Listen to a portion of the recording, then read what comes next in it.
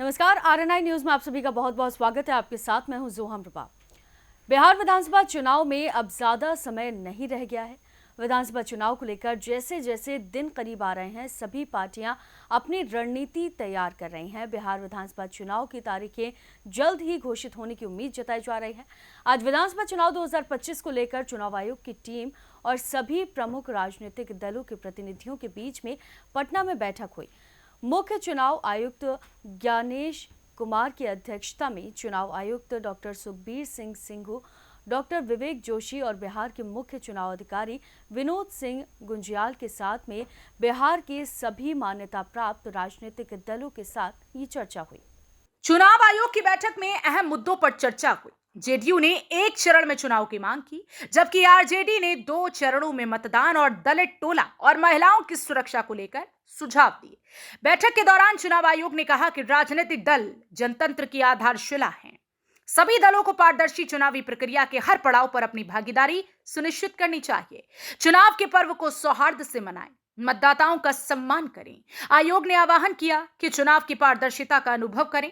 हर booth पर राजनीतिक दल अपने पोलिंग एजेंट नामित करना न भूलें। चुनाव आयोग की ओर से हाल ही में उठाए गए नए कदमों को, जैसे पोस्टल वोटों की गिनती एवं फॉर्म 87 संबंधी प्रावधानों की व्यापक सराहना की गई। इसके साथ ही सभी दलों ने चुनाव आयोग पर अपना पूर्ण विश्वास व्यक्त किया तथा स्वतंत्र, निष्पक्ष और पूर्णतः पारदर्शी चुनाव सुनिश्चित करने के लिए चुनाव आयोग में पूरा विश्वास जताया। इतना एसआईआर का इतना इम्पोर्टेंट एक्सरसाइज हुआ है। बिहार देश को ये राह दिखाएगा कि एसआईआर कैसे किया जाता है, और जो स्पेशल इंटेंसिव रिवीजन बिहार में हुआ उससे बहुत क्लीन हुआ जो वोटर लिस्ट है। दूसरा, हम लोगों ने आग्रह किया है कि बिहार में एक फेज में चुनाव। बिहार में लॉ एंड ऑर्डर, नक्सल कोई इशू नहीं है। दूसरा, हम लोगों ने ये आग्रह किया इलेक्शन कमीशन को कि सब जगह बूथ पर पैरामिलिट्री फोर्स रहे, जो गरीब गुरबा को वोट देने में कोई दिक्कत नहीं हो। यही सब आग्रह, जो 2-3 इम्पोर्टेंट चीज था। छठ के बाद बहुत सारे लोग रहते हैं, तो चुनाव का डेट तय हो जाए कि जो लोग बाहर से भी जो आते हैं छठ में, वो अपना वोट दे सके। यही सब हम लोगों ने आग्रह किया इलेक्शन कमीशन। कितने फेजों में चुनाव के लिए? अब ये तो इलेक्शन कमीशन तय करेगा, लेकिन हम लोगों ने एक फेज कहा। हम लोगों ने एक फेज के लिए सुझाव दिया कि एक फेज में चुनाव बिहार में हो, क्योंकि बिहार में कानून व्यवस्था दुरुस्त है, कोई नक्सलिज्म का इशू नहीं है। अगर महाराष्ट्र में एक फेज में चुनाव हो सकता है, तो बिहार में एक फेज में चुनाव क्यों नहीं हो सकता?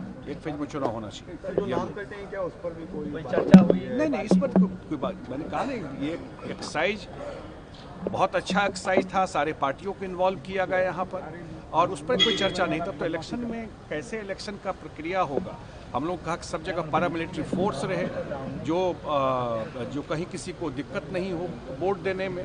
तो लार्जली यही सब सुझाव हम लोगों का रहा है। कब तक का संभावना है सर? अब ये तो इलेक्शन कमीशन बताएगी। इसकी वजह यह है कि बिहार में कानून व्यवस्था दुरुस्त है, बिहार में नक्सलिज्म नहीं है। अगर महाराष्ट्र में एक फेज हो सकता है, तो बिहार में क्यों नहीं हो सकता है? इससे खर्चा भी कम होगा, परेशानी भी कम होगी, और एक फेज में बिहार चुनाव कराने के लिए हर एक लिहाज से तैयार है। तो हम लोगों ने अपने पार्टी की तरफ से आग्रह किया, अगर एक फेज में चुनाव होता है तो हम लोग उसका समर्थन करें। अच्छा, चुनाव आयोग की ओर से और क्या आप लोगों से कहा गया है? कुछ बातें की गई हैं?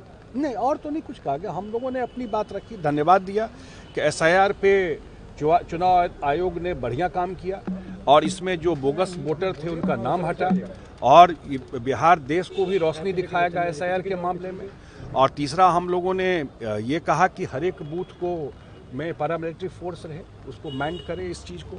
और छठ आने वाला है, तो छठ में बहुत सारे लोग बाहर से आते हैं, बहुत सारे सीजनल वर्कर हैं जो बाहर से आते हैं, तो उनके लिए भी सुविधा हो। तो छठ के बाद जितना जल्दी इलेक्शन हो। अच्छा, इलेक्शन कमीशन ने तो तैयारी शुरू कर दी, एनडीए की क्या तैयारी? सीट बंटवारा अब तक नहीं हो पाया। कहाँ हो गया बंटवारा? और पार्टी में हो गया क्या? इलेक्शन अनाउंस हुआ है क्या? अभी सीट बंटवारा बिल्कुल टाइम पे हो जाएगा, सारा एक्सरसाइज चल रहा है।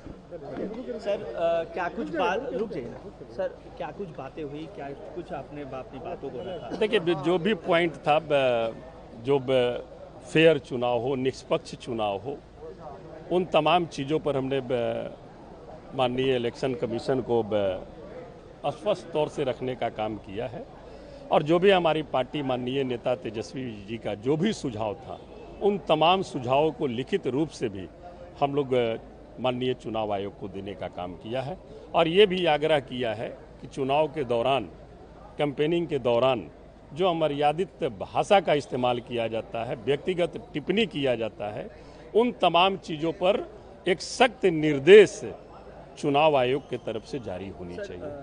कितने फेजों में चुनाव की मांग? हम लोगों ने मांग किया कि 2 फेज में चुनाव हो, 2 फेज में चुनाव हो।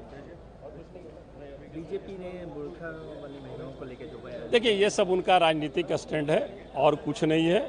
जो चुनाव के पहले वो लोग जो राजनीतिक हथकंडा अपनाते आते हैं वही हथकंडा अपनाने का ये काम कर रहे हैं। सर वोटर रिवीजन रूल को लेकर जो मतदाता सूची में नाम कटे, क्या उस पर भी कोई चर्चा हुई? देखिए उसकी भी लिस्टिंग हमने कहा कि 3,66,000 नाम जो आपने काटा है उसको स्पष्ट रूप से हम लोगों को एक सूची मिलनी चाहिए और निश्चित तौर पर जिनका नाम कटा है उनसे भी मैं आग्रह करूंगा कि आप अपना जो कंप्लेन है वो आप दायर कर सकते हैं और अविलंब उसको दायर करें और हम लोग भी अपने स्तर से, पार्टी के स्तर से भी हम लोग अपने तमाम कार्यकर्ताओं को भी इसमें सूची जारी करने के लिए इलेक्शन कमीशन ने क्या कहा कि सबूत उसको एकदम वो तो हर एक बूथ बाई उसमें। बिहार विधानसभा चुनाव की तारीखों का ऐलान इसी सप्ताह कभी भी होने की उम्मीद है। इस बीच एनडीए गठबंधन के लिए भारतीय जनता पार्टी ने चुनावी कमान संभाल ली है और पार्टी के वरिष्ठ नेता अब जमीन पर पूरी तरह से सक्रिय हो गए हैं।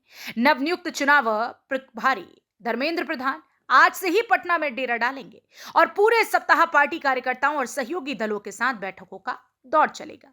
धर्मेंद्र प्रधान को पहले भी बिहार में काम करने का अनुभव रहा है और वे जमीनी हकीकत की अच्छी समझ रखते हैं। उनके बिहार के मुख्यमंत्री नीतीश कुमार के साथ भी काफी अच्छे संबंध हैं और पार्टी नेताओं को लगता है कि इससे सीट बंटवारे में आने वाली किसी भी रुकावट को दूर करने में मदद मिलेगी।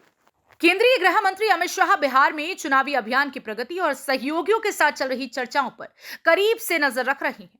सूत्रों का कहना है कि ये लंबे समय के बाद है जब अमित शाह किसी राज्य चुनाव पर इतना अधिक ध्यान केंद्रित कर रहे हैं। बताया जा रहा है कि अमित शाह अब 1 या 2 दिन के दौरे के बजाय बिहार में अधिक समय तक रुकेंगे। बता दें कि 2025 के चुनाव में धर्मेंद्र प्रधान के साथ उत्तर प्रदेश के उप मुख्यमंत्री केशव प्रसाद मौर्य सह प्रभारी हैं। बिहार के उप मुख्यमंत्री सम्राट चौधरी अभियान का नेतृत्व कर रहे हैं। ये दोनों नेता प्रभावशाली कुशवाहा समुदाय से आते हैं। 2024 के चुनाव में कुशवाहा समुदाय के मतदाताओं ने बड़ी संख्या में एनडीए से दूरी बना ली थी, जिसके चलते एनडीए गठबंधन को 10 सीटों पर हार का सामना करना पड़ा था।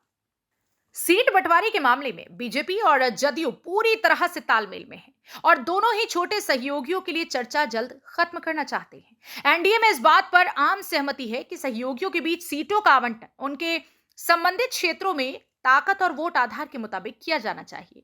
मिली जानकारी के अनुसार चिराग पासवान ने 2024 के लोकसभा चुनावों में जीती गई 5 सीटों के आधार पर विधानसभा की कम से कम 30 सीटें मांगी हैं। फिलहाल चिराग पासवान टफ नेगोशिएटर लग रहे हैं, जबकि बीजेपी सामान्य परिस्थितियों में उन्हें 20 से 25 सीट देने को तैयार है। जन सुराज पार्टी ने बिहार की सभी 243 सीटों पर अकेले चुनाव लड़ने का निर्णय लिया है और किसी भी तरह के गठबंधन से इनकार किया है। पार्टी में स्वच्छ छवि वाले उम्मीदवारों को प्राथमिकता मिलने की बात कही गई है। इस दल को चुनाव आयोग ने स्कूल बैग प्रतीक आवंटित किया है। पार्टी के प्रमुख एजेंडों में बिहार को भ्रष्टाचार मुक्त बनाना शामिल है। तो इस बार का बिहार विधानसभा चुनाव काफी दिलचस्प रहने वाला है। बिहार में चुनावी मुकाबला मुख्य रूप से मुख्यमंत्री नीतीश कुमार के नेतृत्व वाले एनडीए और आरजेडी के नेतृत्व वाले महागठबंधन के बीच सीधा मुकाबला होने की उम्मीद है। आरएनआई न्यूज डेस्क से शिवानी शर्मा की रिपोर्ट। तो फिलहाल के लिए इस खबर में सिर्फ इतना ही। बाकी तमाम खबरों के लिए आप देखते रहिए आरएनआई न्यूज।